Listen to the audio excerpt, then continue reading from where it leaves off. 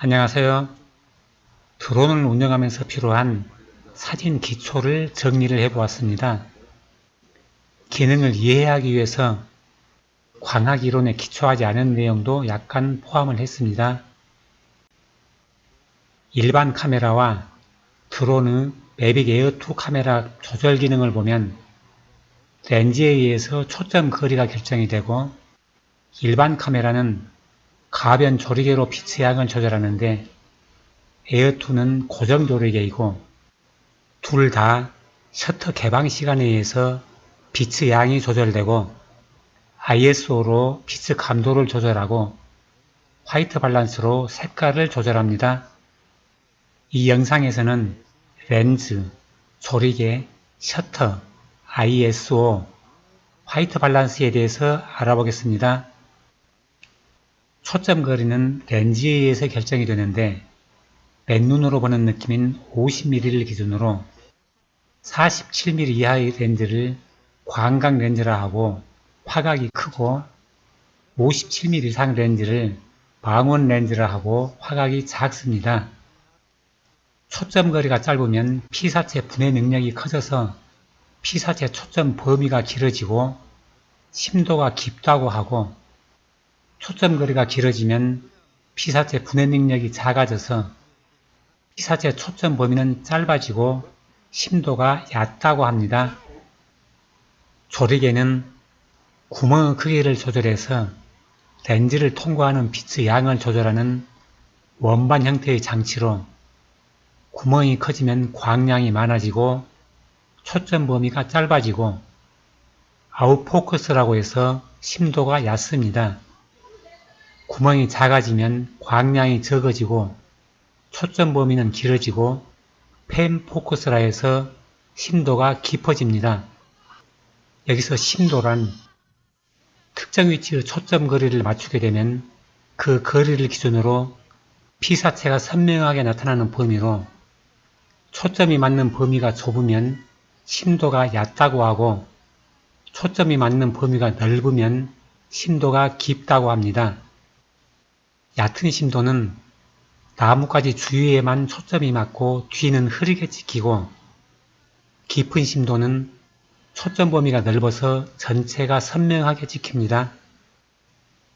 조리개 번호는 F1.4, 2, 2.8, 4, 5.6, 8, 11, 22, 32 이런 식으로 나가는데, 원스탑은 빛의 양이 2배나 2분의 1배로 변하는 단위로 F수치는 조리개 지름분의 초점 거리로 루트 배수입니다. 조리개 번호 계산은 감소 면적이 2배로 되는 원스탑을 기준으로 계산한 것으로 참고하시기 바랍니다. 조리개에 의한 심도 변화는 조리개 개방 시에는 센서에 맺히는 상인 창난원이 커져서 센서 픽셀 하나에 들어가지 못하고 뭉개지는 현상으로, 창난원이 초점이 맞는 범위가 짧아서 범위를 벗어나면 뭉개지고, 조리개가 조여지면 창난원이 작아져서 픽셀 하나에 들어가서 초점이 맞는 범위가 길어집니다. 조리개와 초점 거리에 의한 심도를 비교해보면 초점 거리가 짧아지면 어떤 원리로 심도가 깊어지는지 설명하는 그림이 없어서 여러 글을 보다가 조리개를 개방하면 창난원이 커져서 픽셀 하나에 다 못 들어가는 창난원이 초점 거리가 짧아지면 픽셀 크기가 커져서 하나의 픽셀에 다 들어가는 그런 개념으로 보면 될 것 같아서 이렇게 그림을 그려보았습니다. ISO 감도는 빛에 반응하는 정도로 높이면 사진은 밝아지는데 노이즈가 증가하고, 낮추면 사진은 어두워지는데 노이즈는 감소합니다. 100에서 200이 중감도로 가장 많이 사용하고 400 이상이 고감도로 작은 빛에도 민감하고, 어두운 곳에서 빠른 스피드가 필요한 스포츠 사진을 찍을 때 등에 사용하고, 입자가 거칠고 확대할수록 입자가 커집니다. 에어2는 100에서 6400까지 설정이 가능합니다. ISO는 국제표준화기구의 약자로 1980년대까지는 미국에서는 ASA 규격, 유럽에서는 DIN 규격, 구소련을 비롯한 동구권에서는 고스트 규격으로 필름 감도를 표기했는데 ISO에서 혼란을 줄이기 위해서 전 세계에서 공통적으로 적용할 수 있는 필름 감도 기준을 정하게 되면서 생겨난 것이 ISO 5800, ISO 6 등의 규격이며 흔히들 줄여서 ISO 감도라고 부릅니다. 셔터 속도는 셔터가 열려있는 시간으로 빛의 양을 조리개는 물리적으로 조절하고 셔터는 시간적으로 조절합니다. 셔터 속도가 너무 빠르면 화면의 부드러움이 적어지고 너무 늦으면 잔상이 생기므로 보통 초당 프레임 수의 2배를 해주면 센서가 이미지를 캡처할 수 있는 시간이 충분해서 30fps이면 30분의 1초마다 한 장을 찍는데 셔터 속도 즉 개방을 60분의 1초로 설정을 합니다. 만일 셔터 속도를 30분의 1보다 길게 하면 자동적으로 초당 프레임 수가 적어진다고 알고 있습니다. 에어2는 조리개가 고정이므로 적절한 노출 시간을 맞추기 위해서 ND 필터를 사용하고 동영상에서는 8000분의 1초에서 30분의 1초까지, 사진에서는 8000분의 1초부터 8초까지 설정이 가능합니다. 빠른 셔터 속도는 스포츠 경기 같은 움직임을 찍을 때 사용하고 너무 빠르면 딱딱 끊기는 느낌의 영상이 되고 교류 조명이 있는 경우에는 깜빡임이 영상에 나타나는 플리커링 현상이 생깁니다. 느린 속도인 장노출은 야경, 무르움직임, 차량이동 등 움직임에 잔상이 남는 모션 블러를 이용할 때 사용하고 낮에 장노출 촬영을 원하면 ND 필터를 사용하는데 너무 느리면 어색한 모션 블러 현상과 젤로 현상이 생깁니다. 동영상은 사진과 달리 끊기는 현상이 없고 부드러워야 하므로 일반 영상은 사람이 느끼지 못할 정도의 모션 블러가 좋고 영화의 일부 장면에서는 잔상이 살짝 나타나는 모션 블러로 생동감 있는 영상을 얻기 위해서 셔터 속도를 적절하게 느리게 해서 사용한다고 합니다. 장노출이라고 하는 모션 블러를 이용하는 셔터 속도는 참고해서 한번 해보시기 바랍니다.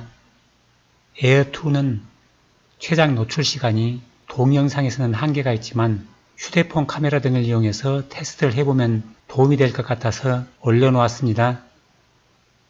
ND 필터는 노출 시간을 늘려주기 위해 빛을 감소시켜주는 선글라스 같은 기능을 해주는 필터로 감소시켜주는 빛의 배수를 그대로 표시합니다. 조리개, ND 필터, 셔터 속도에 의해서 빛의 감소량이 결정이 되고 빛을 2배로 감소해주는 원스탑이면 조리개는 루트 2배수로, ND 필터는 2배수로, 셔터 속도는 2분의 1배수로 표시가 됩니다. 조리개 100% 개방, ND 필터 없고 셔터 속도 1초를 기준으로 조리개 원스탑인 f1.4, ND 필터 원스탑인 ND2, 셔터 속도 원스탑인 2분의 1을 설정하면 3스탑이 되고 빛의 양은 8분의 1로 감소됩니다. 셔터 방식은 롤링 셔터와 글로벌 셔터가 있는데 롤링 셔터는 센서의 한쪽에서 다른 쪽으로 일반적으로 상단에서 하단으로 한 줄씩 순차적으로 캡처하는 방식으로 약간의 지연 때문에 빠르게 움직이는 피사체를 촬영하거나 장면 전체에서 비디오 카메라를 이동하는 경우에 발생하는 의도하지 않게 왜곡되는 롤링 셔터 현상이 일어나고 드론은 대부분 롤링 셔터라고 합니다. 글로벌 셔터는 한 번에 프레임 전체를 캡처해서 롤링 셔터 현상은 없는데 가격이 고가입니다. 화이트 밸런스는 색 온도를 이용해서 색깔을 맞추어지는 기능으로 색 온도란 완전한 방사체인 흑채를 가열할 때 일정한 온도에서 나오는 빛의 색을 절대 온도인 켈빈으로 표시한 것으로 열을 가하면 달궈지면서 붉은색을 띠다가 점차 밝은 흰색을 띠게 되고 온도가 더 높아지면 푸른색을 띠게 됩니다. 각 색온도는 참고하시고 에어2는 2000부터 1만까지 설정이 가능하고 밝은 태양인 5600이 기준인 것 같습니다. 에어2를 기준으로 보면 기본은 5600에 맞추어져 있어서 흰색이 흰색으로 나오고 화이트 밸런스를 7000으로 올리면 카메라는 그 점을 기준으로 1400 아래인 4200켈빈인 노란색을 표시하고 반대로 화이트 밸런스를 5000으로 내리면 카메라는 600을 더한 6200켈빈인 연파랑을 표시하게 됩니다. 일반 카메라는 화이트 밸런스 조정 방식이 몇 가지 있는 것 같은데 드론은 자동, 수동 둘밖에 없어서 더 이상 테스트는 못 해보았고 100W, 100열 등 켈빈 온도가 2900이면 화이트 밸런스를 2900으로 맞추어서 촬영하면 백색으로 되는데 켈빈 값을 알아도 드론에서는 화이트 밸런스를 조절하는 데는 별 의미는 없는 것 같고요. 촬영 후에 보정을 하는 경우에는 보정 시에 맞추어도 됩니다.